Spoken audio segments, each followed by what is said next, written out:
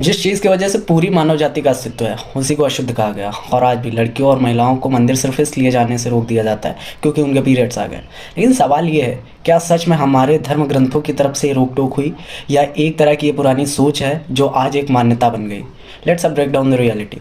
अगर हम इतिहास में जाएं, अपने धर्म ग्रंथों को देखें, तो पीरियड्स को कहीं पे भी गंदा नहीं माना गया। पुराने समय में जब साफ़ सफाई के साधन बहुत कम थे, तब महिलाओं को पीरियड्स के दौरान आराम करने के लिए बोला जाता था ताकि इन्फेक्शन से बचा जा सके। यानी शुरुआत में सुरक्षा और आराम के लिए था। लेकिन कुछ कट्टरपंथी जो धर्म की आड़ में महिलाओं को नीचा दिखाने के लिए इसे अशुद्ध का रूप दे दिए, और ये आज प्रचलन के रूप में हमें नजर आता है। अब कुछ लोग कहेंगे कि कहीं कहीं पे ग्रंथों में शुद्ध और अशुद्ध का कॉन्सेप्ट देखने को मिलता है। मेनली रिचुअल्स और प्योरिटी को दर्शाने के लिए। यह है कारण, पहले स्वास्थ्य संबंधित इतनी सारी चीज़ें व्यवस्थाएं नहीं थी और मंदिर दूर जंगल में हुआ करते थे। रास्ते में जाते वक्त अचानक कोई दिक्कत हो गई तो उस चीज़ को समझने और फिर उस स्थिति को सही करने में काफ़ी टाइम लग जाता है। इसलिए उन दिनों सिर्फ आराम करने के लिए बोला जाता था। यहाँ पे पीरियड्स का मतलब ये नहीं था कि महिलाओं को अशुद्ध कहा जाए, बल्कि उनके स्वास्थ्य संबंधित व्यवस्थाओं को मैनेज करना था। और आज ये नियम से ज़्यादा समाज की मान्यता बन गई है, और आज ये धीरे धीरे डिस्क्रिमिनेशन जैसा देखने को मिल रहा है।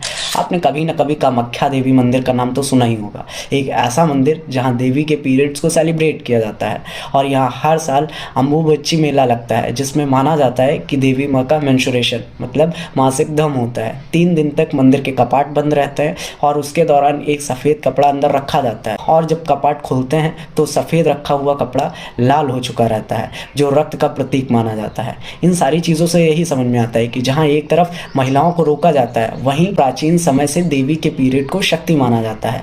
आज भी बहुत जगहों पे महिलाओं को पीरियड्स आए हैं, उन्हें अशुद्ध मान लिया जाता है, और इस मान्यता का कारण धर्म नहीं होता है, सिर्फ सोच है जो आज तक जिसने धर्म ग्रंथ को पढ़ा नहीं, सिर्फ इसलिए सारी चीज़ों को मान ली कि किसी ने कहा था इसलिए वो अशुद्ध है। तो ज़रूरी है पढ़ो, समझो और जानो हमारे धर्म ग्रंथ क्या कहते हैं, फिर तर्क करो, तब किसी चीज़ को मानो। सच ये है, पीरियड्स अशुद्ध नहीं बल्कि जीवन की शुरुआत का एक नेचुरल प्रोसेस है। और अगर देवी के पीरियड पवित्र हो सकते हैं तो एक लड़की और महिला के क्यों नहीं? आप क्या सोचते हो? अपनी राय ज़रूर देना। जय वंदे मातरम।